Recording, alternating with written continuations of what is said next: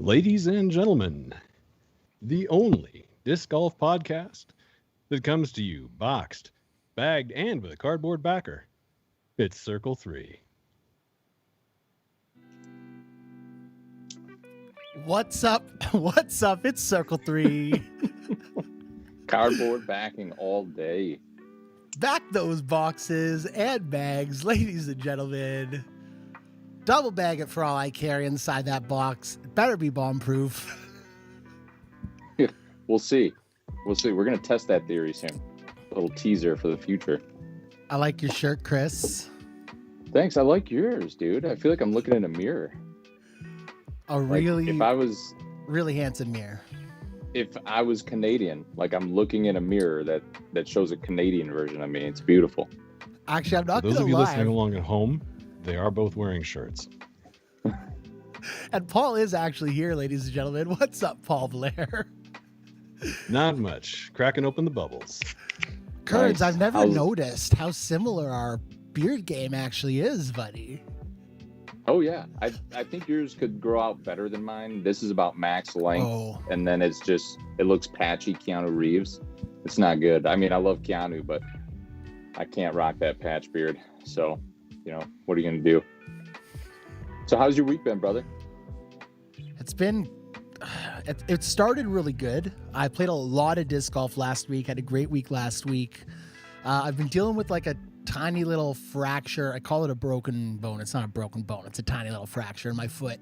And I think just all the playing really flared it up. I've been a little sore. I've been hopping around, but I've been having a good time, man. The weather here is starting to turn around for the better. Knock on wood, we didn't get that little snowfall that I saw some people experienced in some of the states there. So yeah, we had it in Michigan. Hoping for the best. What about you, Paul? Paul's on vacation. He's near the snow, I think. Yeah, I spent the day up in the snow on long, thin pieces of fiberglass called skis. Very, very hard to throw on skis, turns out. Was that Mount Vesuvius? No, it's the really ironically, sort of insultingly named Mount Bachelor. Thanks, life. Interesting. Rub it in. Is that why you're in a whiskey barrel? That's what I want to know. Yeah, well, you put whiskey in here, right? You let it get older and somehow it gets better. So I figured maybe it'll work for me. Yeah. For those of you listening at home, my backdrop is very confusing. So Brandon, it looks like barn doors. Is that what it is? Is it big barn doors? They are, in fact. Yeah, where the Airbnb we're staying at, they do in fact open, and there's a whole world of social life out there, which I am going to ignore. and I say a little fun fact, those are mounted on some hardware called Unistrut. So a little something I picked up in AutoCAD junior year. No biggie. You never know what you're going to learn in Circle 3. Yeah, or so if you're going to learn. we should probably bring in our esteemed guest this week, huh? Oh, we got guests. Yes. Anybody still listening? Yeah, might as well then. We'll let them hit that unmute button and we will get their beautiful faces up on the screen here. Mr. Brad Schick, Mr. Zac. Yes, he's got a last name. He does have a last name. Mr. Zac. Is it Biberstine? I don't want to get it wrong. It's the very Americanized German Biberstine. Biberstine. There we go. Feel free to get I'm going to call him Justin Biberstine from now on. Yep. And I was like, Zac, oh. We are going to edit this later, right? Absolutely get love sued. it. Brad, Zac, thank you guys so much for joining us tonight. So great to have you guys on. Yes, yeah, so, we know who you are. We know who both you guys are, and we're big fans. But just to spend some time in our first kind of little circle here today is just kind of get to know you guys for the fans, the people out there a little bit. So just want to cover some background, where you guys are from, what got you into disc golf, first time you kissed, all the good stuff. So if you want to kick it off with Zac, just give us a little background, like where are you from? How'd you get into disc golf? How many hours a week do you spend maintaining that beautiful mustache? Yeah, well, I mean, you got to pick one question because I could talk all day on the mustache. I think really disc golf for me came from Ultimate, came from a want and a need for some things that were kind of missing. I grew up northern Indiana. I live kind of in southeastern Indiana, kind of around the Indianapolis area now. But I went to grad school after playing on a co-ed ultimate team for years and years in undergrad. Played with the same people, traveled the country. You know, we went all over together, and then I went to grad school, and all of a sudden it was gone. So, you know, I spent a lot of time throwing a frisbee and spent a lot of time playing team sports, and all of a sudden I found myself on a weird grad student schedule, teaching classes, you know, getting out to games, straight. You know, it's like people I see. Are you guys, sorry, Zach, one sec. Are you guys losing Zach too, or is that just me, Kerns, Paul? I just started to lose him a little bit, yeah. Yeah, just the audio a tiny bit. Yeah, I was just getting a lot of music. Let me turn that down. Anywhere? We good? Yeah, we're good. Yeah, we'll edit that. Don't worry. So, you know, picking up disc golf kind of came from that want to, you know, have something, you know, some sort of like competition in my life and some sort of like outdoor recreation in my life. But, you know, my schedule didn't allow it, and my life at the time didn't allow it. And a couple grad students said, hey, you know, we played disc golf down the street, you know, every other day. Why don't you come try this? And so that was really the origin story for me. A lot of other details in there, and Brad came in, you know, maybe a year later in my disc golf world and kind of changed some things there, and we can get to that later. But for me, yeah, no spoilers, sir. Yeah, yeah, disc golf really came to me as the kind of that need, you know, kind of filled a spot for me, and you know, I think we all can probably say that you know, there's something about it, you know, something about getting out there, or having a routine, or having some sort of mental reprieve from work or life or that sort of thing. And so that's kind of the beginning for me. Beautiful. Yeah, I can super relate. Yeah. And Brand, how about you, sir? Yeah, so I'm old as dirt. So I started playing when my dad got my brother and I into it. So I was about, I think, 13 or 14 when we moved to Ohio. And my dad, my brother, myself, and a neighbor of mine, Ben Bott, who doesn't play a lot anymore, but he's been around a long time as well. We used to go out 2-3 times a day, and we just got hooked, you know, like we couldn't get enough. And that kind of started it out. And then we met, you know, Britt Hambrick and some of the classics in the sport in Columbus, Ohio, where I'm from. And then just started getting into tournaments little by little. I kept playing significantly more than my brother. My dad just kind of he'd play some tournaments every once in a while, and then he just kind of gave up, you know. Once we started whipping his butt, he just figured he'd go try something else. And then my brother ended up getting married fairly young, and so he kind of took a big break, had some children, and my wife has been super supportive. She's awesome. So I was able to got married fairly young, but was able to keep playing and working, and you know, went to college, did all that, but I was able to still maintain the 20 to 25 tournaments a year throughout. So that's just been kind of my path. I kind of keep into that 3 or 4 hour radius and then hit some big ones every once in a while. But started throwing Discraft back in I think it was like 92, 93 when the Cyclone came out, or 91, whatever year it was. And I remember everyone at the Columbus Open that Brent Hambrick ran, those were one of the Players Pack discs, and everyone was like, what are these? Like, come on, no one can throw these. And I was a kid, right? So I'm like, yeah, give me them. So I had like 10 or 12, you know, first run pre-pat Cyclones that I had, and that's where I really started to get hooked on Discraft, I remember. And then the Magnet came out, and then a couple of others, and then that's just kind of where I've been. So, and then, you know, there's some other stories in there about getting sponsored, but that was a big help from Scott Stokely back in the gosh, I don't even know. I want to say late 90s or early 2000s when that happened. So I've just been hooked, man. I can't get enough of it. So that's kind of my background. So Nice. How did the Zac and Brad connection take place? Yeah, good question. I'd like to get Brad's take on this because, you know, memory gets a little fuzzy when you get old. But yeah, I mean, I think, I mean, Gentlemen, yeah, just go ahead. remember, normally in couples therapy, the origin story is told individually.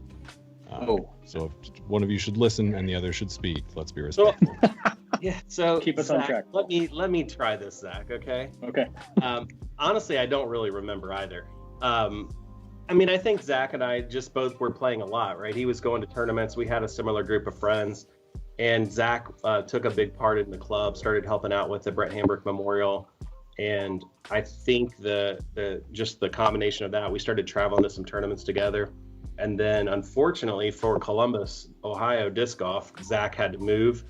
And when he moved away to Indianapolis, we kind of lost track of each other. I don't know, for a few years. Zac had some things he was going through, and work changes and moving and all that sort of thing.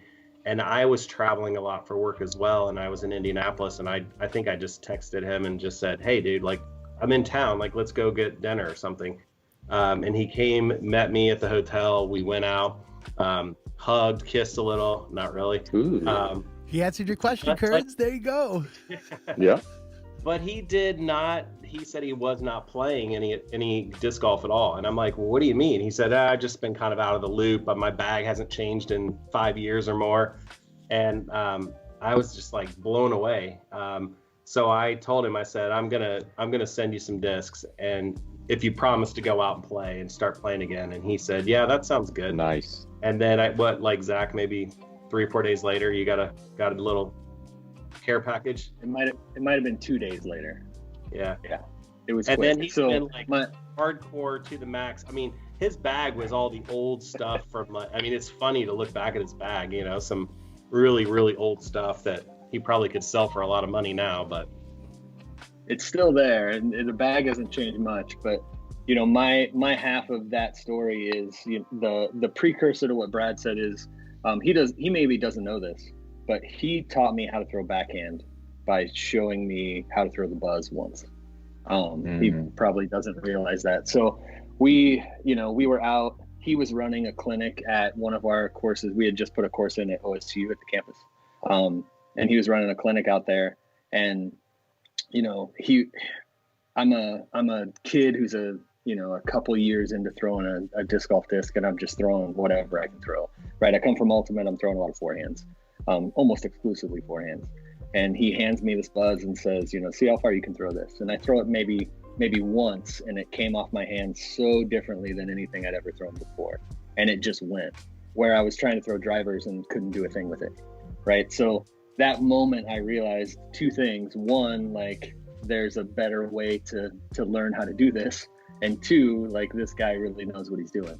So that was kind of my first glimpse of Brad. And then you fast forward into me getting hooked just like anybody else. And I'm running leagues, running tournaments, like Brad said. I started helping to run the club and the Hambrick.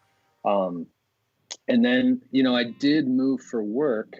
And then we did kind of, you know, lose a little bit track of each other. It was really me losing track of the community. Had some things happen in my life, like everybody does. Put the disc golf bag in the basement for a couple of years, trying to figure myself out. And, you know, he came to town and said that, and I was like, you know what? I don't know why I'm not playing anymore. Like, I do love it. I do miss it. You know, all of those things. And you know, the woman I was dating at the time, who is now my wife, said, what are these boxes of discs in the basement? What are these for? What are you doing? I was like, well, you know, it's something I used to do a lot. And she said, there's trophies and discs and bags. Like, why don't you touch any of this? And I said, well, you know, it feels like a different me, you know. And she said, well, let's go out and play. And I said, it's funny because Brad just said he was going to send me some stuff. And he did. He sent me everything I missed in that 4 years I took off. And he said, learn all this stuff. Actually, what he said to me was, I'll send you some discs, learn it. He didn't give me a choice. He said, figure all of these discs out, and I'll meet you next year at a tournament. Is what he said. Nice. No, And it sounds no like choice. that's also. Yeah. Sounds like it's also when you knew your girlfriend was the one. And Yeah. she said, "Let's go play." Yeah, I you know, have she doesn't play. Oh, sorry, Paul. She doesn't play. She comes out sometimes with me and my daughter, but she understood the way I talked about it, that I loved it, you know, and that I missed it. And when I would talk about Brad or talk about the club or talk about running tournaments, that like that was something that was still interesting to me, you know. Yeah. Nice. So one other thing I wanted to look into was I've been informed that, Brad, you have a unique style of play compared to a lot of other disc golfers we may see. Maybe it's pacing, but I'll let you describe your style of play. I think a lot of people could kind of pick up on this, maybe learn a thing. And before you do, let me quote the great Zac and what he said to me earlier. And I'm actually going to quote him here. I'm going to go to Facebook so I don't misquote here. Here we go. Uh-oh. Let's see. What did I say? All right. Plays super fast, doesn't throw a country mile, but is incredibly accurate with great touch. Doesn't throw a lot of mid-ranges or putters. Could school anyone with just a nuke. Drives, mid-shots, approaches, one disc. That was Zach's profile of you, Mr. Brad Schick. Big smile on his face. I like that. So tell us about your game, Brad. Yeah, I mean, here's the thing. I think people overthink it a little bit too much. I definitely am a fast player, and I think sometimes that is tough on other people that are not used to it. I don't intentionally try to rush people. I love to have the box because I can keep the pace, and when I don't have the box, I know I'm at your mercy, right? So for me, I just love to keep a good pace going. So when we hit a big backup, it's painful to me. And I do, as Zach said, I don't throw tons and tons of mids. I have 2 or 3 buzzes in my bag. I have a zone in every so often. And other than that, it's really just my putters and my drivers. And I will oftentimes just throw a driver on a shorter shot and let the disc do all the work and not worry so much about the floating and all that. So backhand sidearm combo for me, just going stable a lot of times. So, but the pace is the big thing. I think it's been, like I said, it's been a challenge for some people. And when I get to tournaments and some of these national tour events and some of the pro tours and stuff like that, I realize that I need to just like take a breather and enjoy the scenery and be, present where I am. But there are some players on tour that, we've all seen on social media and other things that have had some negative press, but it is painful. Like even watching the pro tour, and I'm not picking on Nico, but when Nico was on the lead card, like that was painful for me. I almost couldn't watch it. And I don't know what's going on with him. I don't know if it's meant like he's just struggling to get it out of his hand or what. But it's hard for me. So I sometimes struggle being in tournaments that are that way because it's no fun for me. I just want to play. So, but I get it. These guys are playing for way more money than I've ever played for. They're better than me. And, to each their own. So, but there's, it's not just Nico. There's a lot of people that are just really slow. So someone maybe said, isn't there? Sorry, Kerns, really quick. Someone said, it's bad when Jomez has to actually edit out footage in your walk up. So they have Nico walking up, then they have him starting, and then they have a cut seed to him 20 seconds later so that they don't have to have that long coverage of him with his putt. And that's just absolutely nuts, right? So yeah. Sorry, Kerns. I was gonna say, I'm pretty sure it's like you could download like a disc golf phone game, and maybe you can just play that in between, and just you could rip a couple drives on there, and then bam, you go to the next one. Yeah, I do stuff. I have I have some things I try to do, but usually just try to hang out with the group. I mean, there's so many great people. That's the thing that's kept me coming back. And like I said, I keep a pretty small circle, so I know I'll try to hit a few new tournaments each year if I can. But the nice thing of playing so long and knowing the community in each area that I go to, there's just so many great people. So it is what it is, and it's not as bad. I think that the big tournaments are much worse. We have a Brad. couple notorious slow people in Columbus, and they know who they are, but I won't call them out. So, As a Michigander, I think all of them are, but it's okay. Brad, I'm just hearing now from our statistics department.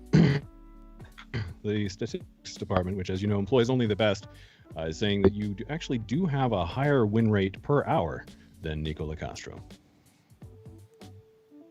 okay. I don't even know what that That's means. probably but true. I'm good with it. I'm good with it. It means per hour of play, he's won more often. Nice. Played 8 times as Yeah, many holes.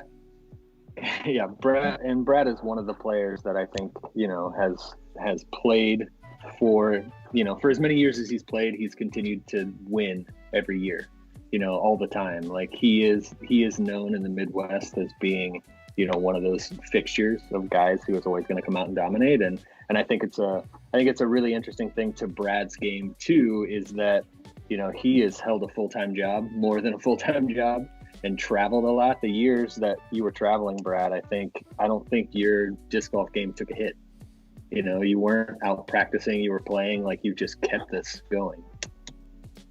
Yeah, I mean, and again, I think some of that is to knowing the courses and knowing the tournament, so I don't have to go 3 days early and try to play. I mean, that's a lot of the reason I quit going to Worlds, because working and then trying to take multiple days off before to get there and play the courses and feel competitive is next to impossible. You can't go and play one round. And that's why I fell in love with the USDGC, because the course was relatively the same. I went the first 13 years in a row that they had it, from year 1 to year 12 or 13 before they did the performance flight. And then that kind of all fell apart. And then I went a couple more times, but as I get older, and the players get more and more competitive and it gets harder and harder to get into that tournament. I think the last time I went, I missed cash by a stroke or two. And it was the first time I missed, in a long time, and it kind of broke my streak. So, but yeah, I mean, I think being local and playing in the same tournaments helps. I mean, and then having a supportive wife where I can go and cut out, and the job has been nice, to be able to get away at certain times. But I don't think I could do the full-time life, on the road. I mean, I see these guys and I know they're starting to do better, but there were so many years where they're sleeping on couches and, I don't think I would have any fun. I think it would ruin it for me. So, Or in cars.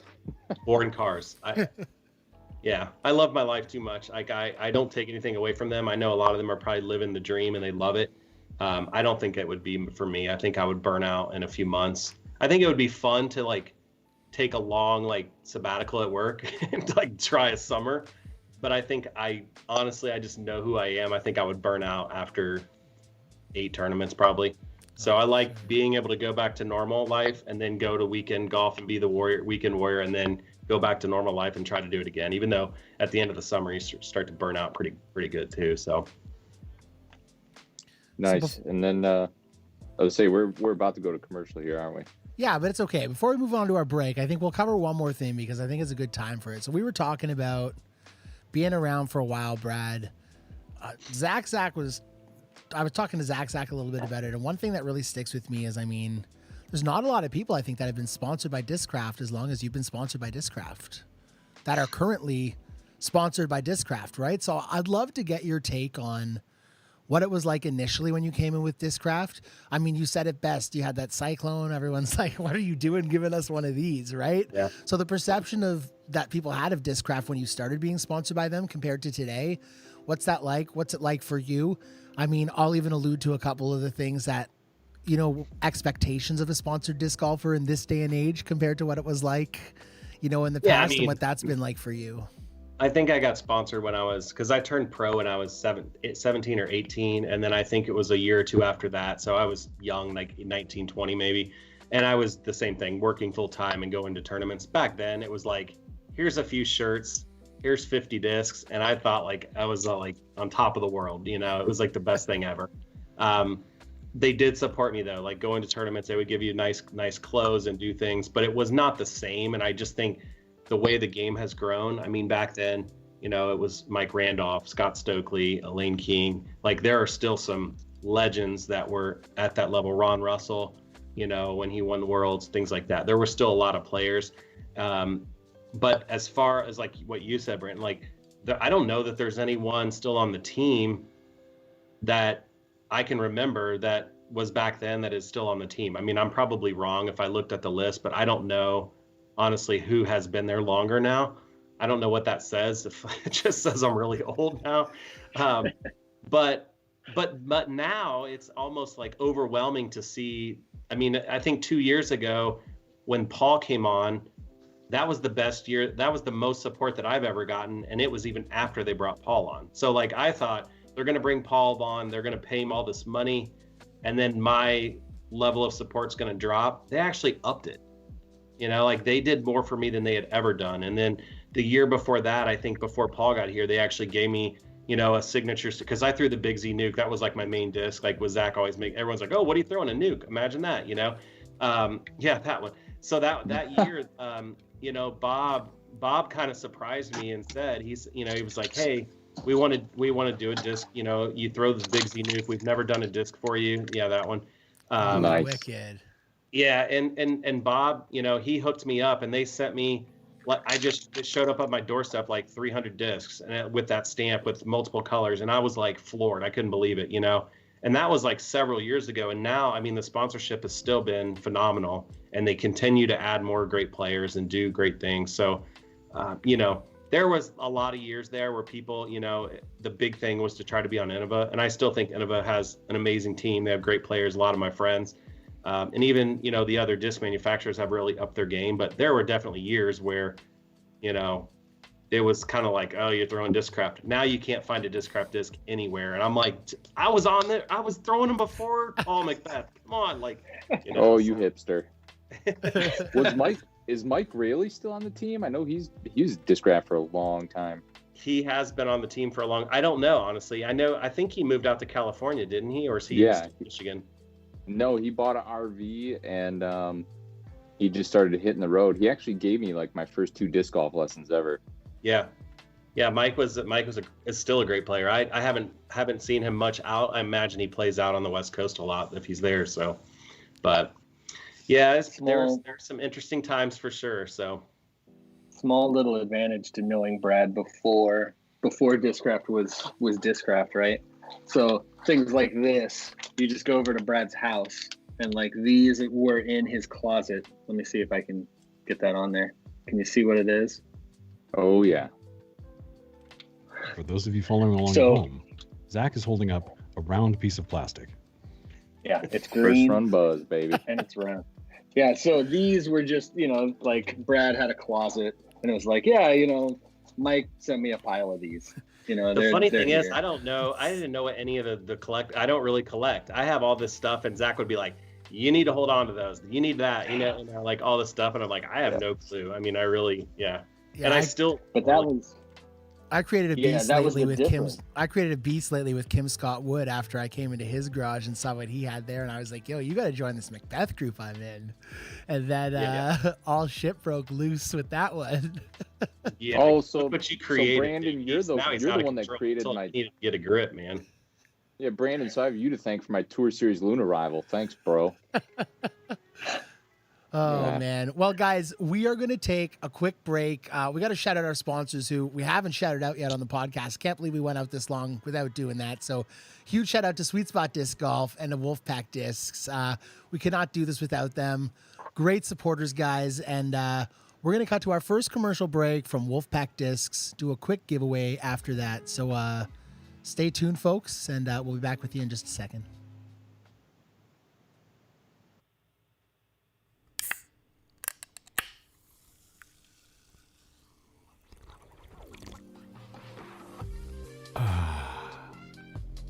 You know that sound. That's the sound of grabbing a Wolfpack at the end of a long week. There's nothing better than cracking open a cold Wolf? and feeling that buzz That's Discraft. Discraft Buzz. start to take hold. At the end of a long work day, at the end of a long week, reach for us. Wolfpack Discs. We'll be there for you. All right. And I'm back here with Mr. Chris Kerns. And We got the Wolfpack Discs website here. Yo. Meet the team. Check them out. Wolfpack's got a hell of a team, folks. We got Mr. Phil Dillonay. We all know him down there in the corner. Mr. Kyle Klein making a name for himself on the tour. And Brian Frawley of Wolfpack Discs is everything that this sport is about. And I know he just, I think, ran one of his first tournaments of the year, which sounded like a huge success. So we're going to have you guys type Wolf in the chat. WOLF. Wolf. And this is on his super low delay. So we're going to give you guys about 35 seconds here to type Wolf in the chat. And that will make you eligible for this giveaway. Our giveaway will be a hat from Wolfpack Discs. Oh, I've got the wrong sponsor up on the screen. I just realized that, eh? Look at that. There we go. Wolfpack Discs. Lots of Wolfies coming in here. WOLF Wolf. You shall now type Wolf. Lots of Wolfies coming out in the chat. And, is that no Bay Posse shout out? I have no official comment. All right, we're going to give it a couple more seconds here for some wolves, and we're going to get right back to our guests and to the second circle of Circle 3. Seeing Tad Weaver type wolf into the chat, just so appropriate. Yeah, he also wants to know why Zach doesn't want him to have all the oil slick stamps. We'll get to that. We'll get to that question when we get to our third circle. Don't you worry, Tad. All right, Yeah, guys, we're gonna run this. Note. I got it. We're gonna run this noted. giveaway now. We got 16 people eligible. I'm gonna roll it, and our winner, Mr. Adam Scott Howard, ladies and gentlemen, Adam Scott Howard, taking home our Wolfpack Discs giveaway for episode 2. Congratulations, Adam. And ladies and gentlemen, we're going to get back to our guests. And we are back with Circle 3. Brandon Timney, Chris Kerns, Paul Blair, and our wonderful guests, Brad Schick, Zac Biberstine, here to have a great time with y'all. And Bunch we're of going to good-looking fellas. Absolutely. We're going to move right into our second section now. So I labeled this second section Tournament Talk today. TTT time. 3 T's, gentlemen. Yeah. TTT. Keep this accurate. So you talked a little bit about Brent earlier, Brad, and just his influence with you and coming into disc golf. So we want to talk a little bit about the BHMO, kind of your relationship, how you got involved with that, and kind of what that tournament means to you. I saw you talking about that the other day. So tell us just a little bit about that. And let's start with what that stands for. Yep. So the Brent Hambrick Memorial Open. So Brent Hambrick used to run the Columbus Open before he passed away back in, gosh, we're 17 years now, I think. Or what is it? The 20? What is it, Zach? You just did the last. I don't know how many years. It's been a long time. I want to say 17 or something years ago. Right. Brent passed away from leukemia. So some of his good friends, Dan Busick and some others in Columbus, started the tournament in his honor. And so ever since, his passing that very first year, we had, the Brent Hambrick Memorial, and it's just grown and grown and grown. And so each year, the charity that we donate to is the Leukemia and Lymphoma Society. And every year, there were many, many years it was a national tour. And we have had A tiers and national tours pretty much every year. I think the first year it was a B tier because it happened, like he passed away in the summer, and we had it, I think, in October or somewhere in the late fall for that first year. But every year, Brad, I think it's important, for some of the people who are newer in the sport, it was a national tour and on the super tour and all that. And so I know now that's a little bit downgraded, but when they were on the national tour, that was the highest tier that a tournament could be. So that's where everybody went. It was at or above what the pro tour is now, all of those stops. So the Hamburg for many years was kind of that pinnacle of it. Yep. No, that's great. Great point. Yeah. I mean, we had back when Feldberg, Climo, Schultz, everyone, like all the big dogs were coming every year. And then it started to become more and more competitive, and they started doing the national tours based on region. Then we started having to compete with Great Lakes and Pittsburgh and all of the tournaments around in the region. And so they started rotating them. And I think the game has, to some extent has maybe outgrown our course as well. So, some people have said our course isn't challenging enough. And I would argue that's not true. I mean, we've done some things, but nonetheless, it's still an A tier. It's still been wildly successful. We have had to break it up. We used to do one weekend, and now we've broken it up to try to accommodate more players. So last year, obviously we canceled because of COVID, but the year previous, I helped out and ran the AM side, and then I always play in the pro side, and I'm doing the same thing this year. And so things are lining up to be really solid. We've got some good sponsorship lining up. So it's just been, at the Brent, we renamed the course from Hoover to the Brent Hambrick Memorial Course. So that's it in a nutshell. But as Zach said, it was the top of the top, in my opinion. I think it was great. So yeah, if people want to donate items for CTPs or anything like that, or just donate to the tournament, where can they do that? Yeah, so the tournament website is bhmo.org, and there's some information about sponsorship. If anyone would like to donate to the Leukemia Society on behalf of the tournament, they can send that info in. You can contact me directly for anything like that. I don't know if we're doing CTPs just because of COVID. We're trying to limit as much of that stuff as we can, just because there's no meetings and parties, and it's just so different still. Hopefully this year we can get all this behind us, and then next year kind of be back to what we all love to, gather and have fun. So, sure. But I just got a text. It was 21 years. So he passed away in 1997, which is hard. It's hard to fathom. I can't even believe that. So, yeah. And then I know you posted recently that AM registration opened. When is the AM registration open for that? So the 8th of April is the open registration. So we did something a little different this year. We tried the early, like, sponsor a hole kind of thing, and you get early registration. The PDGA allows 30% of that to be for those sponsorship slots. And so we tried that to see, because we weren't sure how the sponsorship was going to go, because COVID has obviously created a lot of challenges for, getting sponsors when everyone's struggling these days. So we were able to fill those spots in like 7 or 8 hours. So the support was overwhelming. Awesome. And so the open registration, the remaining spots, 120 spots, will go up, I think 7 or 8 o'clock on April the 8th. And then the pro side will start on May 1st or somewhere in that ballpark. I don't have it right in front of me, but yeah, in early May. So pro side, usually don't fill as quickly as AMs. The AMs are just insane the way they fill up in 60 seconds, and it's like done. You're on the wait list if you're 3 minutes in, and you're like 30th on the wait list. It's like a disc drop. It's ridiculous.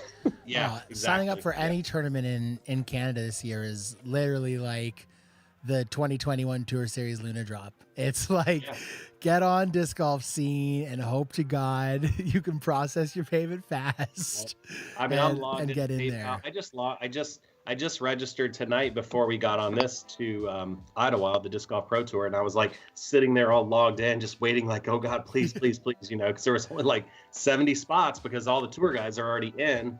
So it's exciting, but it's also stressful because, you get shut out at some of these tournaments that are down the street from you. It's just like, you'd be devastated. So, but the pros have to be on the ball. The AMs are on the ball. That's all they've ever known, some of these guys. And now the pros are just like, oh, I'll get to it next week, or whatever. And now they're angry and they're upset. And I mean, I don't know. I don't know what the future looks like. I mean, maybe they have to be more tiered registration. I think that's probably the only solution, to do 1,000 and above, or a certain number and above, to give, those players. But I don't know. It's an interesting time, to say the least, though. Yeah, I think one thing that's important for me to add to the BHMO conversation is, it's close to my heart too. I didn't know Brent, but I helped run that tournament for years. And I think it's important to make sure that we note that is a charity tournament. It's a tournament that raises thousands and thousands and thousands of dollars for Leukemia and Lymphoma Society. So it's not one of these tournaments that, you know, donates $500 here or there and puts a charity name on it. It is putting tons of money towards that cause, which is pretty cool. We're up to Is that what it is now? 107,000 in the time that we've run the Brent Hamburg Memorial. That's so yeah, incredible. a lot of money. Yeah. So yeah, and I think the other cool thing is that, like, you know, this is a tournament, being a national tour back in the day, where we did, you know, expose a lot of people to high level disc golf, and I think it was really, really neat. That's the first place I saw touring pros. You know, I had Eric McCabe and Paige Pierce stay at my house one year because Brad, you know, McCabe got a hold of Brad and was like, "Hey, where can I stay?" And he got a hold of me and was like, "Yeah, sure, come crash here." You know, so like seeing and meeting those people, but also, you know, I think that was my first glimpse of the Paul Macbeth faux hawk. Hamburg back in the day. Yeah. The best of times, the worst of times. It's like the last time I beat him too, Zach. Yeah. So I think this is a great segue to talking about travel. You're talking a little bit about people staying at your house. Now, I know you guys also did some traveling together, and I'm wearing this hat today for a specific reason, because you want to talk about great A tiers, and actually A tiers that are returning to that A tier status this year.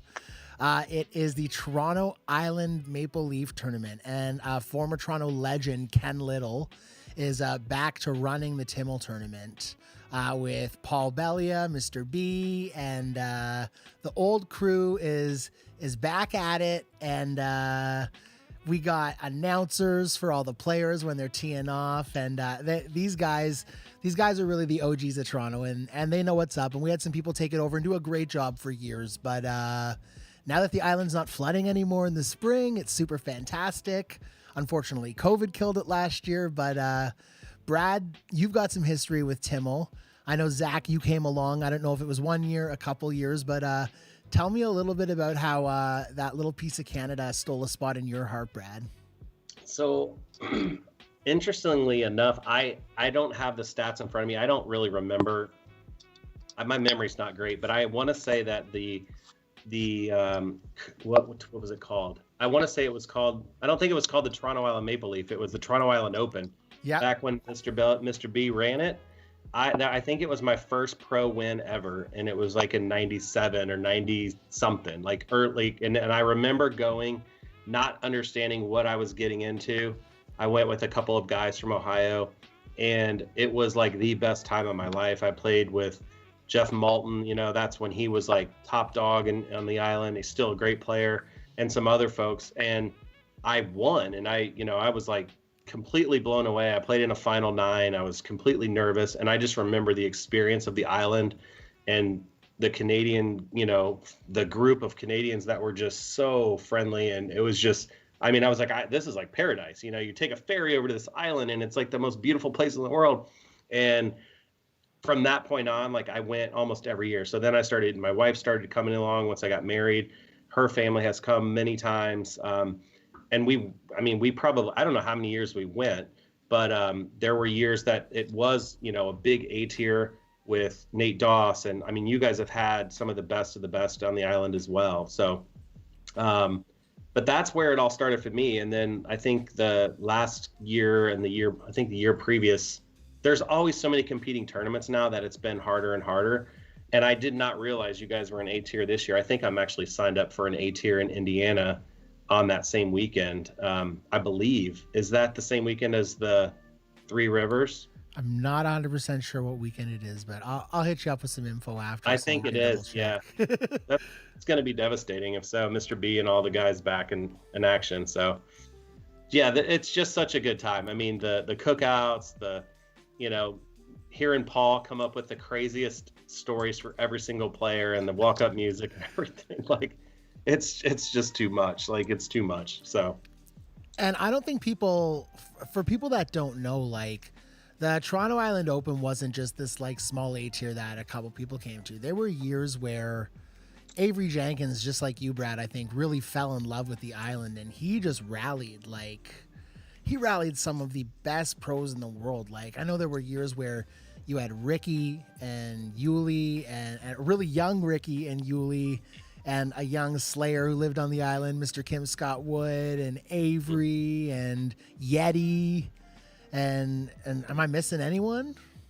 Yeah, there were a ton. I'm trying to think Yeah. who else. Brad Hammock, like a lot of the old school guys were still there playing too. So Shoestrick, yeah, I mean, Avery was Lazat, there. someone's calling out in the chat. Oh yeah, Lazat. I remember that year. I played with him that year. That was the year I think Nate might have won, Nate Doss. But they all came. I remember that, and that was the year I think Kim Scott Wood in the finals was like just smashing, and he rolled like hole 3 or something all the way. That was the longest roller I've ever seen. In that So I hole. shared that video I with our can't- group chat, and that's everyone was like, I sent it out. You wait like 10 minutes, and then like 4 people at the same time that started watching it are like, "Oh my god, that roller!" It was the most amazing shot. Yeah, I mean, And you can't yeah, you go ahead. can't understand it without being on that hole, like Yeah. without seeing and understanding how long and how difficult that is. But the moment you've combined the two, watching the video and standing on that hole, like your mind is blown. It's just Yeah. blown. Yeah, I mean, I think Kim could have been a top 10 player in the world if he kept after it. But I think he made a good decision pursuing his career, in his own company and things like that. But Kim's talent is just unbelievable. And still, like, he'll come back and now he's like 1,013 or 1,010, and he just come back after like a 5-year hiatus. It's like, it's unreal. So good. I Good see. player. So, Brad, you said you're playing Three Rivers Open. I think so. Is it the same weekend? I don't know. I'm actually regged for that, but I'm the AM weekend. So, Okay. The pro weekend is the first weekend in September. yeah, so AM weekend is August 21st and 22nd. Yeah, I'm signed up on September 3rd through the 5th. I thought that's when the Toronto Island is always. That's Memorial Day or Labor Day weekend, something like that. Zach, how far is this event from you? Which one? Three Rivers. Hour and a half. Yeah, maybe 2 hours. You gonna come It's about- caddy? We can hang out, tickle fight. It's about 30 minutes from where I grew up. Nice. I'll be up there for the pro weekend. Why don't you just come down and play that also? Then like I'm gonna be in a high pressure situation because I'm like, hey, I'm one guy with nothing to lose. I shred it. I got to decline all that cash. You Yeah. know, Perfect. I can't lose my. It's an awesome course, Chris. You'll love it. Yeah, I can't Yeah. lose my AM status. I'm trying to do. I should be playing AM Nats and AM Worlds this year. So Fun. And Nats is a lot of fun. So yeah, it's that's- like 30 minutes from my house. that yeah. leads to a great question: is what's the next tournament everyone's playing in? And why not pass it off to my lovely co-host, Mr. Kerns, and we'll circle around the screen here. So, Kerns, what is the next tournament you are playing in, buddy?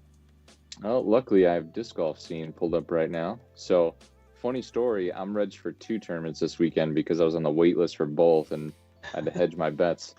So, it looks like I'm going to be playing Muddin at the V at Vienna in Temperance, Michigan, because I got in off the wait list there.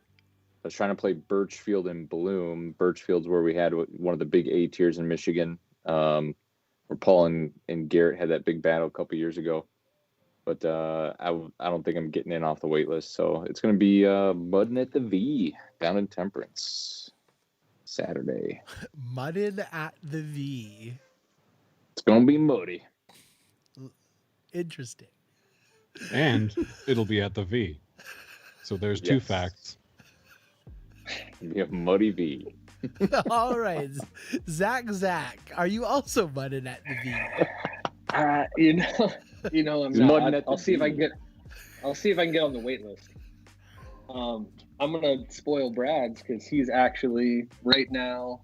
He's probably 45 minutes from me because he came over to play a tournament this weekend over in Indy. So we are playing tournament is the name of the tournament. Chad Chubb in this area is running tournament.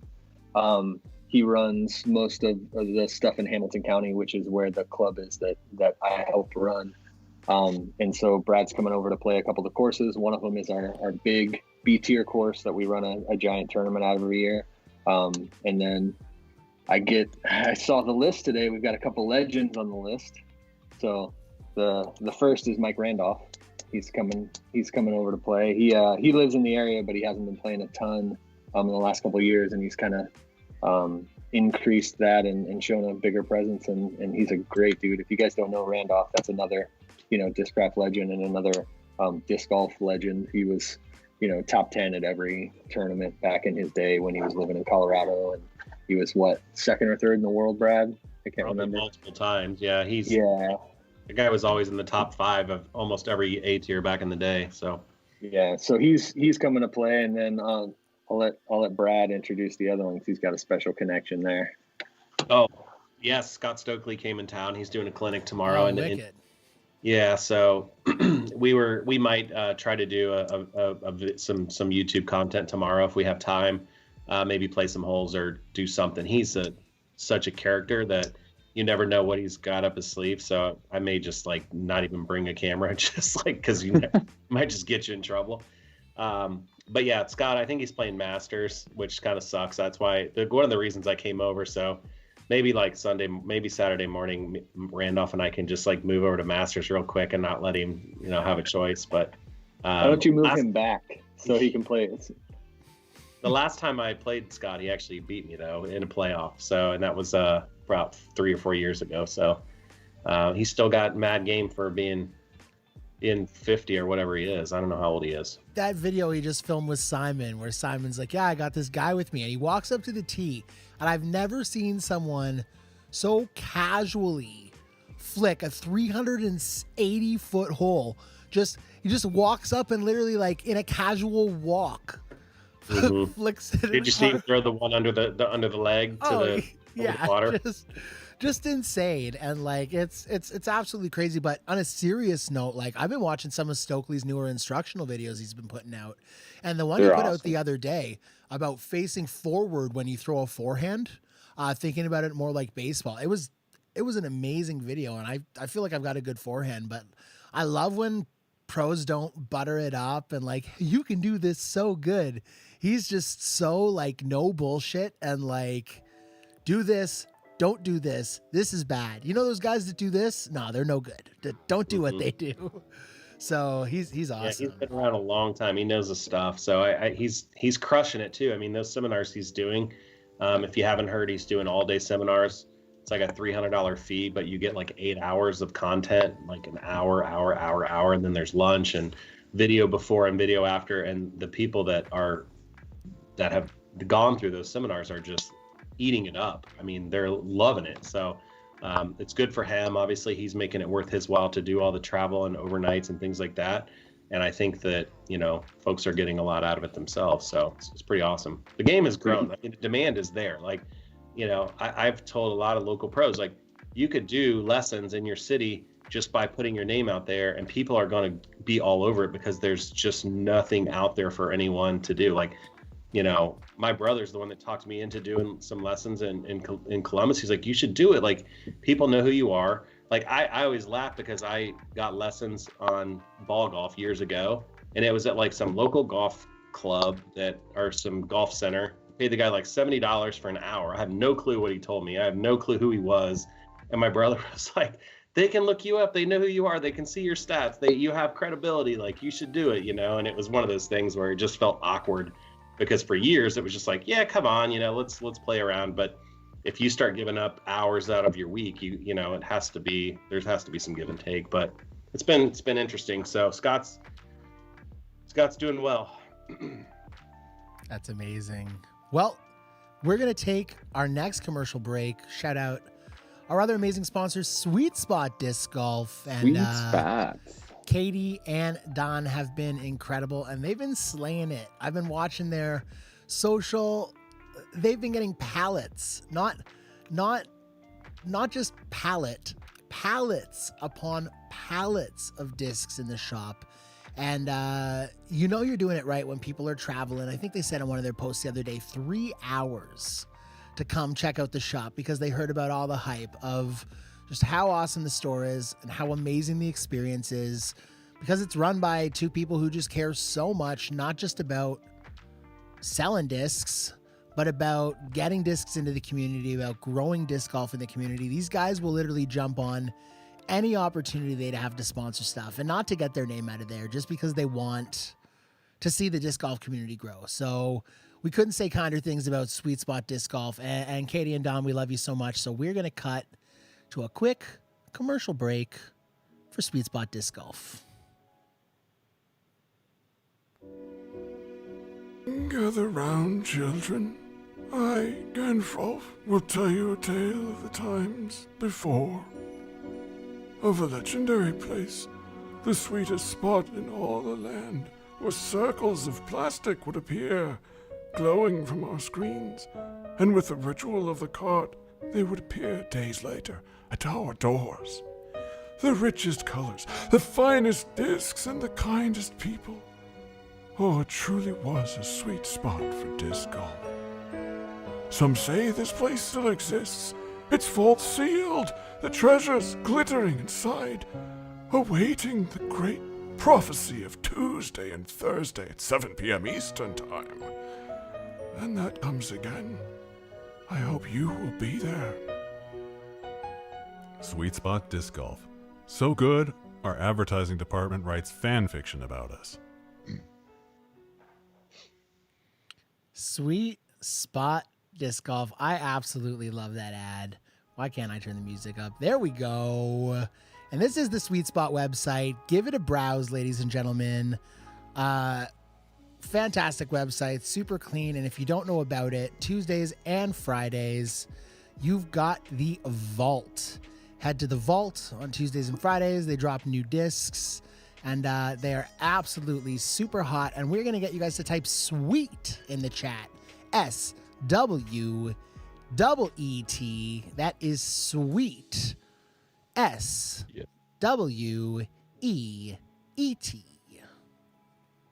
They're giving something away this week out of Zach's vault, right? Yeah. They talked to Zach. Wait, what? No, Zach just had a stroke. Sweet Spot's actually been pretty awesome to give us gift card redemption codes now for our winners so that you guys don't have to worry about getting stuff shipped out to you. It's fantastic. You guys can use it towards whatever you want from the Sweet Spot website, including vault purchases. So I'll get in contact with the winner. We will get that gift card out to you. We're going to give a couple more seconds for everyone to type SWEET in the chat. As well, this is a great time to start getting those questions in for Brad and for Zach. We're going to move on to our third section soon, which is a lot of questions from you guys. We got some great ones in here. A couple we'd actually planned to talk about. Really good question, Mr. Abe Myers. We will ask Zach about his flapjacks. So we got SWEET rolling in. Sweet. And we're going to roll the giveaway in about 10 seconds here, folks. We'll give it another second for a couple more of those sweet comments to roll through. Next episode, I think our code word should be diabetic. Like, let's challenge them. You know, Yeah, make it even harder to type. Hypoglycemia. Yes. Sorry, To Paul. enter today's giveaway, you must define the following 6 words from memory. You have 30 seconds. Go. High fructose corn syrup. And our winner is Dennis Janney. Not subscribed to the channel. Dennis Janney, to be eligible for the giveaway. I'm just totally joking. But subscribe to the channel, then you'll know when we're live next time. Congratulations, Dennis. Please hit me up, Brandon Patrick, on Facebook. If you don't have me on Facebook or can't find me, hop to the admin section on the Macbeth page. Send me a message. We will get that out to you. Huge congratulations.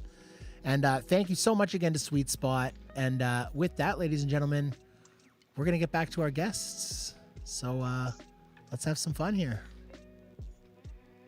And we are back for the final segment of Circle 3. Your host. This is it, guys. Make it count. Make it count. Don't screw this one up. This is your last opportunity. It's time to shine. We got Paul Blair, your hosts Brandon Timney and Chris Kerns, and our amazing guest Brad Schick, and Mr. Zac Biberstine. Let's get it rolling. Section 3. So let's start it right away with the question that was asked in the chat that we were going to ask you anyway, Zach. So you are very famous for this wonderfully cute 3-eyed cat and your amazing flapjack bennies. So the question is, where did that come from? How did you come up with that? And tell us a little bit about the flapjack. Sure. So the logo and the flapjack are kind of separate. When I got back into disc golf, as we talked about earlier, Brad sent me all these discs, and it was like, well, I don't like writing my name on discs. I almost put nothing on the back.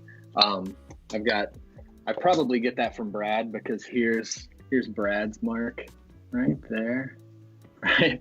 So there's probably some influence there. But, I never put my name or my phone number on things. Like, if I lose it, I lost it. Like, I will spend hours looking for something if I really want it. And if I lost it, I lost it. So, marking them, I tried to find something that made sense to me, something that kind of identified to me. I, at the time, had actually been running a motorcycle clothing brand. So kind of a lifestyle clothing brand for a friend's shop. He owned an apparel and motorcycle goods shop, and he didn't have anything in there that really was kind of my taste. Strangely enough, I have one of the shirts here. Totally impromptu, but like this is right. This is my style. Like, this is a drawing that I did we did a charity event for animal shelter, and so it's a flat track shirt of a dog and a cat flat track racing, right? So that was the kind of apparel that I made. There's all kinds of mainstream brands. There's all kinds of, very formulated graphics out there. And he wanted something that was more our taste. So this logo was one of the logos for the brand itself. I had shut the brand down a few years into it, and I still had this logo laying around, and I said, why not just use that? So that's where the logo came from. People identified me with the brand with this, and so it kind of was synonymous anyway. To try and explain quickly, the flapjack came from my need to have a mini in my pocket and my disdain for something thick in my pocket. Your regular mini is what? Right? It's like a 1/4 inch thick. Maybe some of the other ones, like some of the big ones, if you're from Canada, maybe it's 8 millimeters thick. So I think that's 3 meters thick. Is it 3 meters? Yeah, so I started 100%. carrying. So what I found was this. I started carrying this for years. This came from Paul J. in Columbus, Ohio, the man with a beard that's older than I am. And it's a mini magnet, and it's as thin as I could find, right? And I kept that in my pocket for years and years until it split. And when it split, it would catch in my pocket. It would pinch things so you couldn't find them anymore. They don't make them, all of that. I was in Zing one day, who's local to town. Craig Myers, awesome human being, makes all kinds of minis. You see the ones that nest, the Cosmo, and the Pico, the really little guys, the can toppers. And he was shooting minis on his machine, warming it up. And when he would warm it up, it would only shoot a little bit. And then the next time it would shoot a little more, and the next time it would shoot a little more, and he would throw them away. And I said, what's that in the box? And he said, that's scrap. I grind it up and use it. And I said, can I have that? And he laughed at me. He was like, okay. So this is the very first one I found. It was in the scrap box, and I trimmed the edges off, and I started carrying this. And so it's just a flight plate. That's all it is. It's his micro mold, which is pretty much this disc. And it is just a flight plate, no wings. And so I asked him if I could do one a little bit bigger, which I think is I think what he uses for mine, for the flapjacks, is the aerofoil. So it's this big thing with a wing that actually flies. But essentially it's just the flight plate, right? It's just the inside. So if we set the machine, the pressure to just shoot to the edge and none of the wing, if you would just cut it off, that's what it is. And so that's amazing. I could put 8 of these in my pocket, or I could put 1 of these in my pocket, and they take up the same amount of space. So I did it again, just as something that I thought that I would like. And then people saw it and they're like, what is that? What are you doing? Why are you carrying that? And I was like, it fits in my pocket. I can have it in there all day. You can, Paul can go to dinner in his suit coat and put one in his chest pocket. And there. And so people started wanting them, and I talked to Craig, and he said, sure, I'll run them for you. You run the machine, come in here and do it, do whatever you want. So Craig has been amazing. It's pretty hard. Right now, too bad. All right, next topic. Yeah. Well, if you want one, it's difficult because, you just have to run into me and I'll give you one. That's how it works.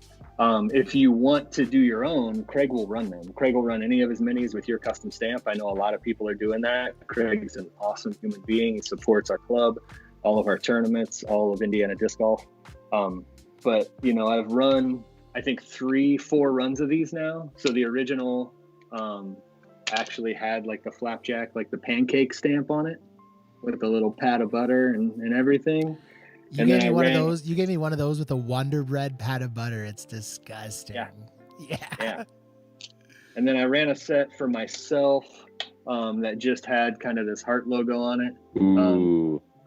So there's probably only like 30 of these or 40 of these in the world. And then when people started really wanting them and asking for them, that's when I started doing the purples, and you see a lot of those out here now. And now I'm down to short stack of purple, so I'll probably have to do another. I gotta one run soon. and get these. You guys keep talking. Okay. Yeah. So And I actually have.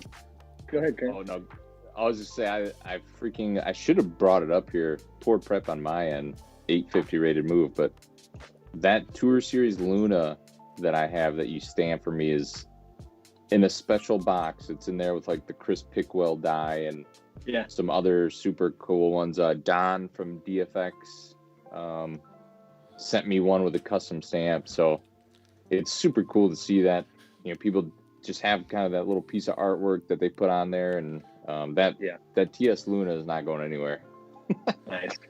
Yeah, that stamp kind of, the reason I didn't make it for the minis, I made that stamp originally just to stamp my discs, and people liked it so much. And I said, it's like, that's like me signing my discs, and people are like, can I get a disc with that on it? And I think, why would you want that? That's my name, and it took me a while to understand that was interesting to other people and not just me.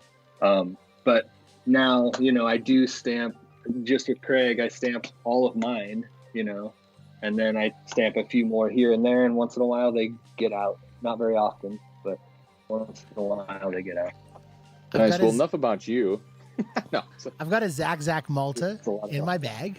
Zac Proto Malta. And I also got to show these off. So we got that sweet one with the hollow foil on it. But look at these ones. Look at this one. Look at that, like Merlot with money foil. Nasty. That one's got some heart glitter in it, I think, too. And my favorite one, the Wonder Bread with heart glitter. The glitter inside the mini is little hearts. It's the best thing ever. So these things, I got one in my bag. One of them I sent to one of my best friends out west, Mr. Harley Redmond. He's repping it in Saskatchewan. So the flapjack lives large in Canada too. Awesome. We got questions for Brad. People use. We got questions for Brad. Brad's just sitting there. Brad's like, man, I love me some Brad is flapjacks. never. I feel like I need an upgrade though. Your guys look really fancy compared to mine. So I can get you one this weekend. But I'll tell you guys, this is a rare moment, like for Brad to live in my shadow, even for like 5 minutes. Like, everybody let me have it. Everybody asks about those damn minis, so it is a cool thing.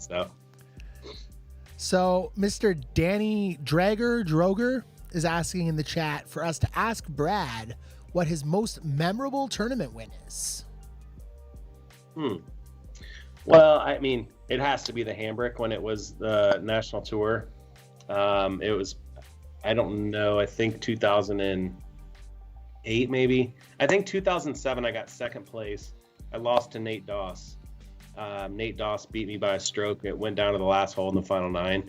And then the following year, I was able to actually win. So to get that close, I was like devastated to lose because I was right in the lead. And I came back the following year, got in the final 9 again, and actually finished it and won.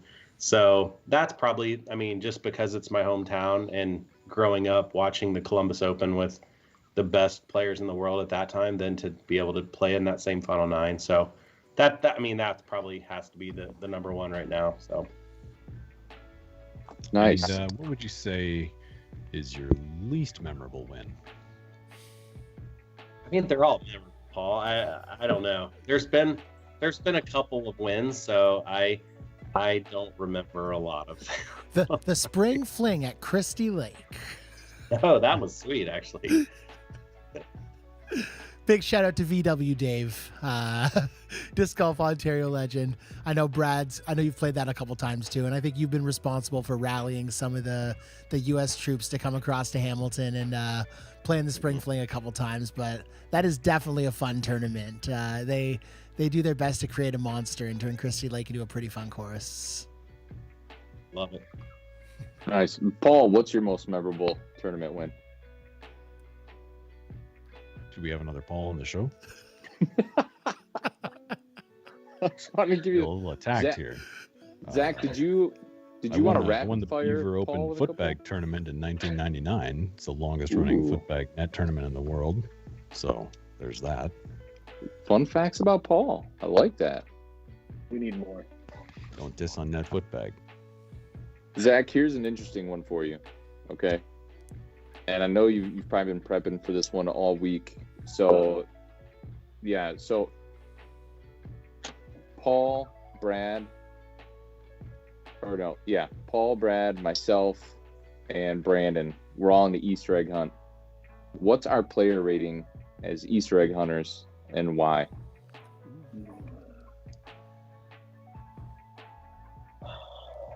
I gotta put them in order. Nobody.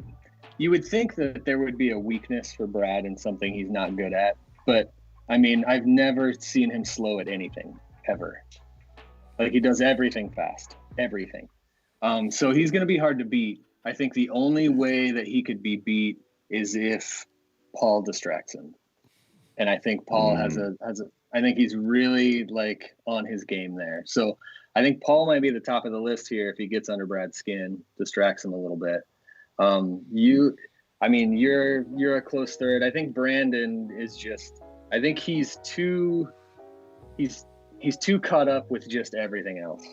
I think he just wants to watch. He just wants to commentate. He just wants to talk about what's going on. I think that's the order. I think it's 1, 2. Brandon would produce the live stream for the hunt. Yeah. Maybe even over your shoulder GoPro style. Like, he's just making sure everybody else enjoys it. Just Yeah. Do they have Blair these in witching in the Canada? corner. Yeah. Yeah. Nice. And now here's a roundtable one. And I think some of us have answered before, but it's always fun to kind of revisit. So we'll start with Paul, Blair. We'll go around the table. We'll do Brad, then Brandon, Zach. We'll finish with me. But what's your dream card? Someone asked that in the chat earlier. That you're playing on. Foursome, 3 other people. So who are the 3 people on Earth that I would most like to play with?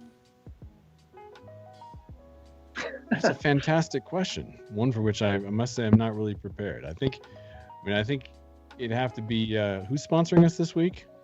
So we'd start with them. Or even better, human history. They don't even have to be disc golfers. Oh, yeah. Well, so first of all, those would be people I could probably beat pretty easily, right? So let's go with Faulkner, right at the prime of his life. Probably have to go with Albert Einstein. He and I share some common ancestry, and I've got some questions. I have some things to ask. And then probably you, Kerns, because I'm going to need a witness. Okay. Nice. I'll oblige that. How about you, Brad? I don't know. That's a tough one. I think I would like to just have a fun card. Simon would be a lot of fun. He's one of my favorites to watch and to just hear him talk. So Simon would be fun. How could you not want to play with Macbeth, right? Like, he's the best player in the world. And I've grown up with Ricky, watching Ricky, as a little kid. So I think those 3 would just be fun to watch them battle it out. And then me just sit back like Brandon and just like maybe commentate and watch it all go down. So, those 3, but Simon's just so much fun. Like, I absolutely love watching him. So I guess that's what I'll go with. Nice. Love it.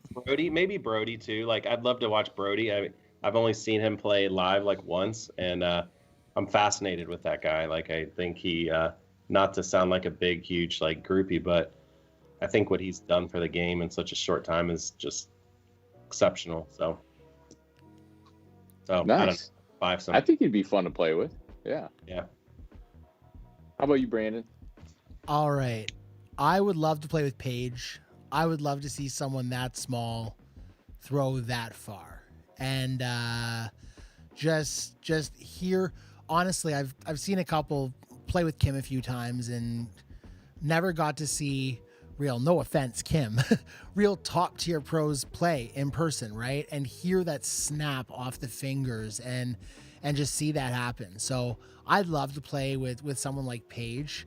For pure comedic relief, I'd love to play with Jeremy Colling as long as he's having a great round. So we'll toss Jeremy Colling on a good round in that mix. And then I'm going to throw Mr. Sean Dixon as my third person in there because, like, you know, I've got to know him pretty well. Love everyone in the group. I'm not going to pick any favorites, but, you know, just the positivity there. I think Sean would make sure Jeremy Colling has a really good round just with all the positivity. Either that or he'd just piss him off so much and Big Germ would just turn into a monster. So one of two ways, Sean. It's totally up to you. Our whole round lies in your hands, buddy. Dude, So- we got to connect. Sean and Brad are both in the Columbus area, right? We got to connect these guys. Zach, who would you play with, my friend? Yeah. Tricky to figure out what kind of theme to go with here. Paul kind of upset the idea right off the go. I don't know how you beat historical figures, but you know, I played with some guys that I know I could play around with and love every minute of it. You know, I mean, Brad is always on that list. I know it's an obvious answer for me, but Matt Bell I played with last year, just incredible human being, and like things go terrible and he's got his chin up and like he's rooting for everybody else. And we've got locals like that here. Paul Oman, Matt Kern, those guys are just amazing dudes to play with. If I could get a chance to play with Paige and see how she throws, I think that would be amazing. I haven't seen her play in person since she was a kid. So I would probably put her on the card for sure. And then if we're breaking all bounds and rules here and talking historical or future figures, I'd like to play with me when I was 16 if I picked up a disc. Love it. Deep. Well, I'd like to see what would happen. The deep cuts. So I think for me, there's I think a fun one would be if I went with the guy that plays the Mountain in Game of Thrones, because he's actually posted a video he's played. I think it'd be super cool to outdrive that guy with a Tour Series Luna when he's like triple my mass and could just like break me in half. So me, him, I'm gonna throw Mike Tyson in there. I think that'd be freaking awesome. Temp course at Tyson Ranch. And then for my fourth, Bruce Springsteen. Suck on that. It's just such an obvious answer. Imagine that squad, dude. Bruce would probably get a lot of courtesy warnings for singing, but whatever. Oh, Jason, the UVT king in the chat. Mike. Didn't call. Oh God, at Tyson Ranch. I love it. And then, we did say earlier, Zach, Tad's got a beef with you on oil slicks. What's going on? He wants them all. It's reasonable. Well, I mean, is that he wants them all? Is that my problem or his problem? That's a good question, Tad. I mean, you gotta. The tables I have gotta turned. I gotta make enemies somewhere. I guess this is how you do it.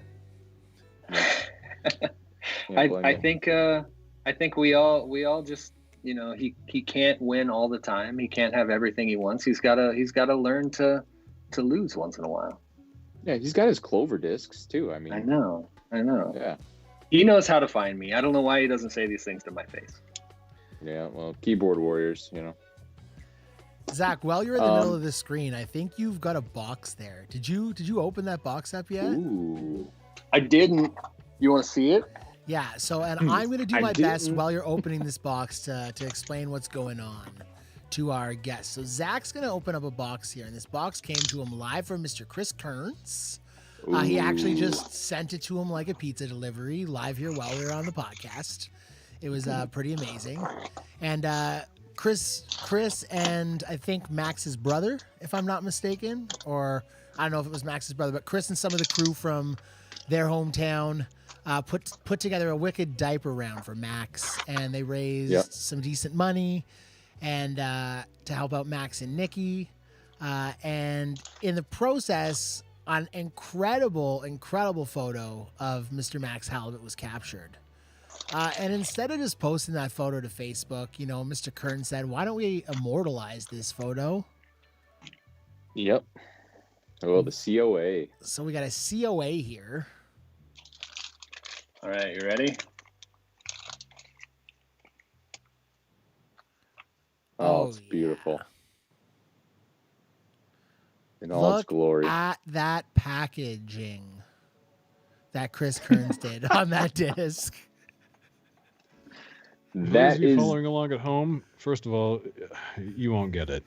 Secondly, you're seeing a plastic circle depicting what presumably is a grown man, physically, surrounded by snow in Michigan, wearing a diaper on the outside of his clothing. This is symbolic of his future as a father at the time. Since then, he has never slept. My favorite part of that was grown man, presumably. So that is the only signed one out of all 83. Wow. This is the one. Huh. Yeah. See, he can write his name. No, never again. Yeah, no, that was awesome. I was during the diaper round. I can't remember which one of the guys brought it, but one of them, I put it in our group chat. I was like, can someone bring an adult diaper? And I was pretty sure Max would actually do it. And sure enough, he's like, screw it, I'll wear it. And so he plays the whole round with this adult diaper on. And while we're out there, I was trying to get like candid pictures, just a couple good shots. And I don't even remember what he was doing. I don't even think he was lining up a putt. I think he was just trying to block the sun with that putter. And I snapped it. And I was like, oh my God, this is gold. So yeah. Beautiful. Thank you. Happy to support that too. He's got some awesome pictures with him and his wife and with the new baby and they look super happy. Amazing. Yeah, she's adorable. When I dropped off his shadow box in the disc, I got to hold little Everly. She was a cutie. I mean, she passed right out, and then my wife started giving me looks. So I was like, all right, let's get the hell out of here. Babies are contagious. Yeah. So, Brad, real quick, a lot of people want to know this. So, what was it like playing with Steady Ed? I think I actually did beat him at one of the Worlds, but I don't think I ever got to play with him. I'm pretty sure of that. So Nice. You've been waiting the whole podcast for that, haven't you, Kerns?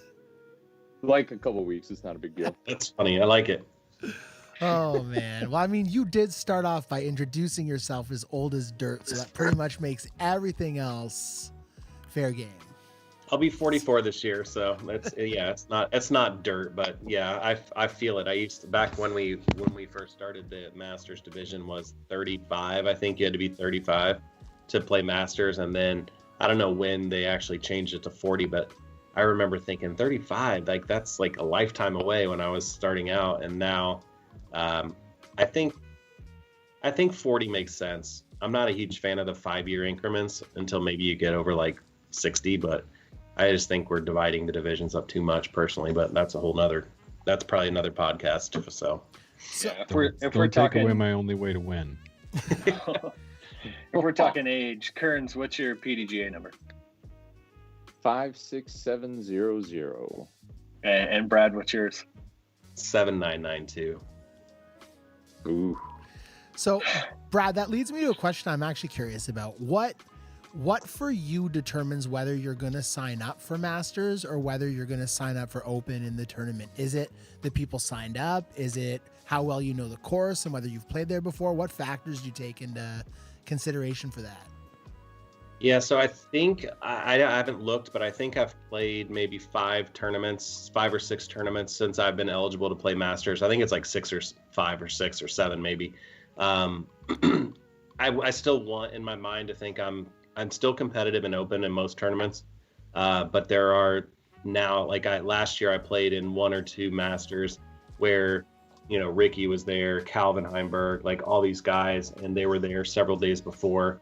And I think now it's getting to the point where if I play really well in Masters and win, you know, at that A tier, it was like almost $1,000 or something for first, right? If I play that same level really well for me in the Open division, it's like 13th place and like $250. So you start to battle are you having $750 worth of fun to do that, you know? And it's not about the money for me, but it does start to weigh in when you see that money, just like you're just throwing it away essentially. So I think most tournaments I'll still play Open. I did sign up for the US Masters this year, which I've never been to a major at the Masters level. And I may try to go to Masters Worlds if I can swing it.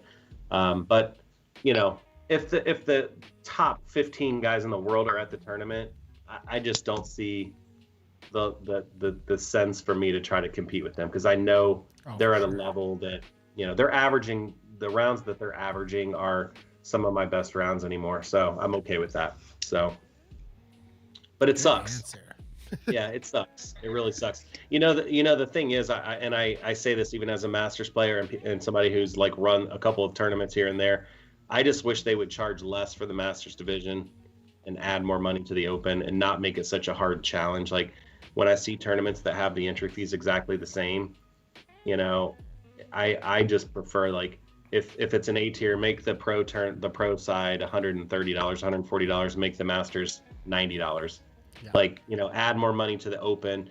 I would love to see, like, if you get 5th place in the Masters, if you get 5th place in the Open, you get as much as like winning Masters, you know, like if I feel like if that was the case, because it's not all about winning, like I want to be competitive, but when you start to like take the money and, you know, you go for 3 or 4 days and you spend all that money, it is tough to like take that money and just throw it out the window because you wanted to play Open and see how you did. So I don't know. I just feel like more money should be put into the Open side and less to the Masters and the protected divisions, just personally. So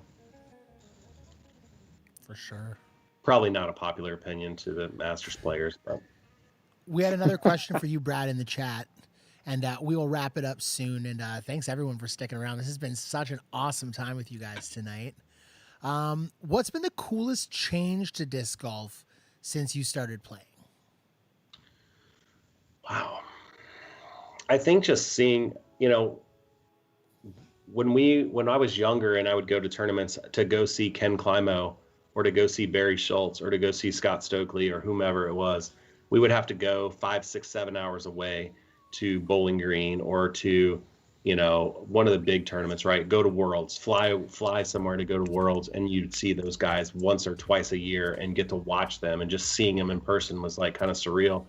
And then now when you look at it, and I can sit on my couch and stream it on my TV and watch everyone, and that's the thing that's most interesting to me is when you see these new players come on, there's YouTube videos for days, the live coverage they can watch. You know, we never got to see Ken Climo throw. We never watched his form and broke it down in slow motion and things like that.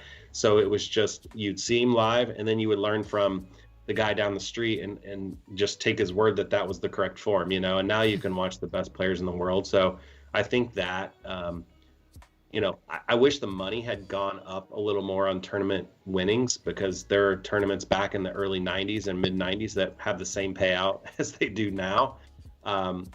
But I think that players and sponsorships and companies are starting to get more into it. And so the growth there has really helped the players. But, you know, it's a shame that the purses aren't growing at the same rate. So slightly off topic, but kind of on topic. So I was in like a YouTube rabbit hole a couple weeks ago, and I was watching old disc golf tournaments and I kind of dozed off on the couch.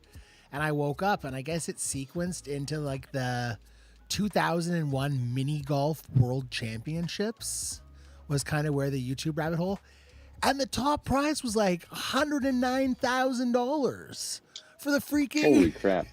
Mini Oh, Golf like World. miniature golf, like putt-putt type Yeah, miniature it's like golf? putt-putt, Oh. like miniature golf. And the putt-putt World Championships are like $100,000 for the winner. And I'm watching them slay the beast at the European Open and watch the winner of that take home like $50 and a free coupon to Arby's when they get back to the States.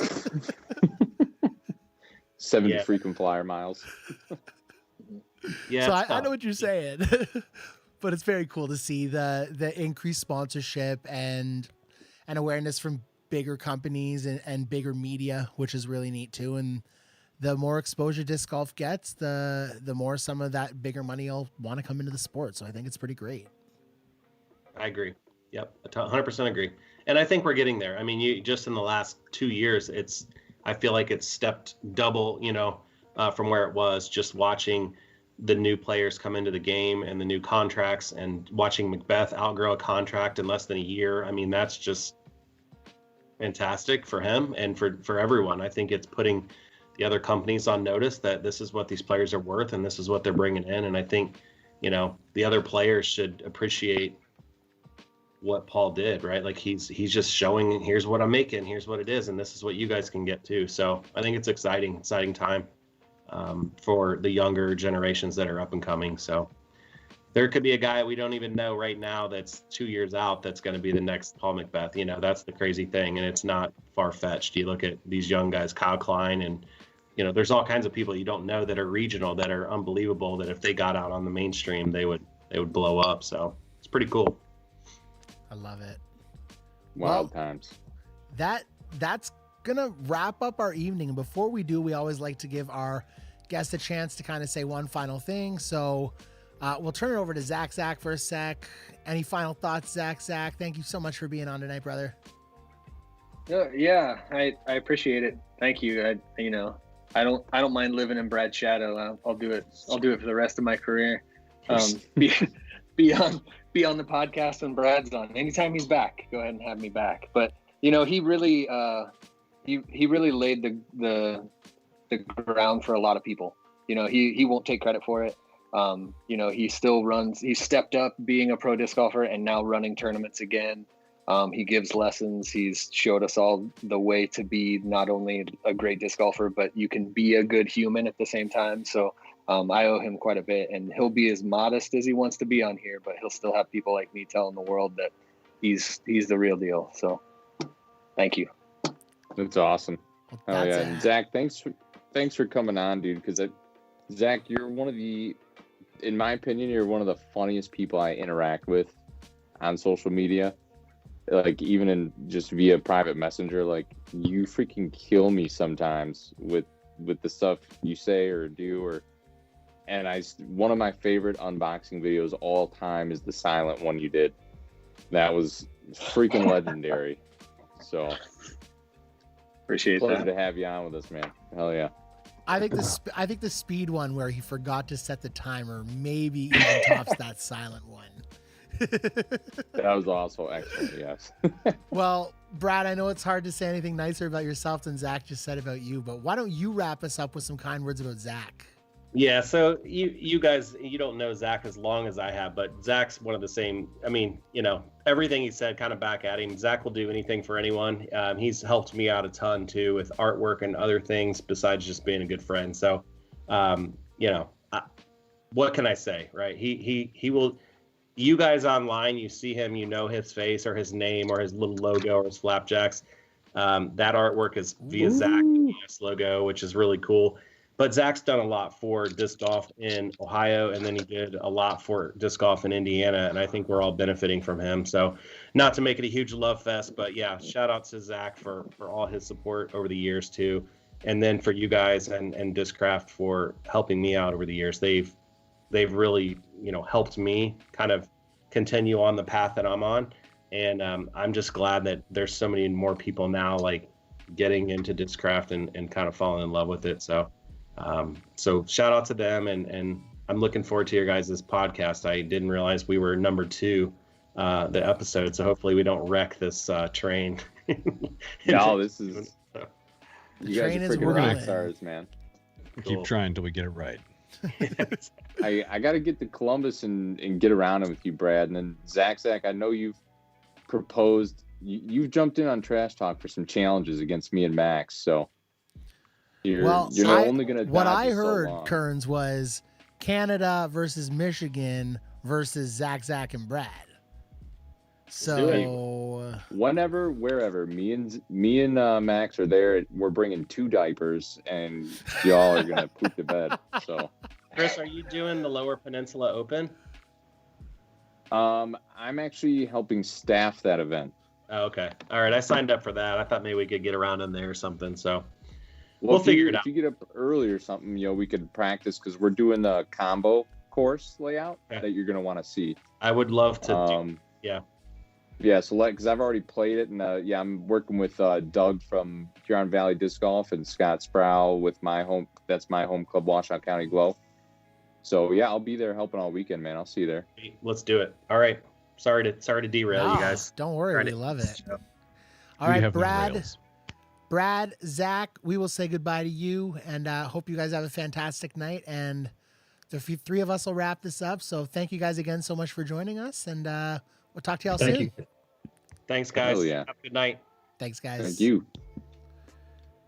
All right, Mr. Kerns, Mr. Blair, that was a heck of an awesome time for me. I like those guys. That That's that was a lot of fun. Those guys are freaking awesome. Absolutely. I think it's cool to talk to people who are so real and so open and transparent. You can tell that Zach and Brad are exactly like they are in life, like they were tonight in the podcast. And it's so great to hear from someone who's been involved in the sport for such a long time. And I loved hearing his answer about media coverage and the sport growing, and how he thinks that's one of the best things that's happened to the sport with coverage, and that was pretty neat. What about you, Paul? What was one of your takeaways from tonight? I felt like we learned a lot. I thought it was really touching when Brad pointed out that Zach will help anybody with anything. So for our listeners, if you're moving in the next few weeks and you need some help, hit us up on Facebook. We'll send Zach over your way. Absolutely. At no extra fee. Actually, if you bought one of these hoodies, it was included with the purchase. If you didn't, what were you doing? That's right. But before we wrap up tonight, guys, I want to give a huge shout out to our fundraiser for X. X marks the spot, the fundraiser for Xavian, a friend in the community of Mr. Ryan Michaels and Jason Scott Nelson. And we're doing a fundraiser to help out with some costs associated with treatments for him, and really just to put a smile on his face. So in day 1, guys, we've sold 500 tickets for this fundraiser, which is $2,000 raised in day 1. We're going to be selling tickets through till Monday. That post is in the announcement section of the Discraft Macbeth and Pierce Collectors Group. So please, everyone, head to the page, head to the announcements, check it out. You can get a ticket to the draw for $5. You can get 5 tickets for $20, which most people are doing. And check out the prizes. Some people have donated some absolute sweet plastic. So I'm excited for that. That's going to be fun. We're going to run that live and have a good time doing that too. Yeah, it's for a good cause. It's for a just cause. Or even if it's just cause, consider donating, please. Heck yeah. No, it's amazing. Final thoughts, Kerns? That was a fun time, man. That was great. I love last episode and this one, like having a couple people on together that are friends, that have a good rapport. Like one of the best things about disc golf is the relationships that you get through the sport. So, and it does make it easier for us too, just having a couple people that already have camaraderie, inside jokes, you can stay loose. But that was a great time, and I'm super excited to see Brad at some point, and when he's up here in Michigan, and it'd be fun to get a little side fun battle with Zac and whoever else. So, and of course, you two guys, I got to see your faces live one day. But yeah, it was a fun episode this week. Yeah, I like that they were friends at the beginning, and then they dealt with us for an hour and a half, and they're still friends. So It's always a pretty positive. strong relationship. That love has been tested. And thanks to everybody who has downloaded this monstrous production. Yeah, I We was telling the appreciate your guys at support. the start we're in the top 20 golf podcasts in Canada, folks. You've helped us Yep. get there, and you guys will see lots of links all over. If you're not following us on Instagram, at Circle3Cast, CIRCL3Cast. That's at Circle3Cast, and you will find links to download us on Apple Podcasts, on Spotify, on Google Podcasts, on Pandora, on iHeartRadio in Canada. OnlyFans. That's a special podcast, and we'll film that next part after. But for now, I want to say a huge thank you to our two guests, Mr. Brad Schick, Mr. Zac. We couldn't have done tonight without them. And thank you, Paul, joining us from vacation in front of his beautiful barn doors. What else am I going to do? Oh, wait, no, actually, I have a list. Yeah. Yeah. And Chris Kerns, thank you as always, buddy. I know you had a long day. Drop your car off, get some stuff done, rush home, get some food in you, and record the pod. So hopefully you have a restful night. Oh, I'm off tomorrow. So There you go. I'm great right now. And I'm Brandon Timney, guys. And with that, this is Circle 3. Thanks so much for joining us this week. We'll catch you in 2 weeks. Don't forget to head to your favorite podcast provider tomorrow to download tonight's episode. Have a great week, everyone. We'll catch you soon. Happy Easter. Happy Easter. Bye. Peace.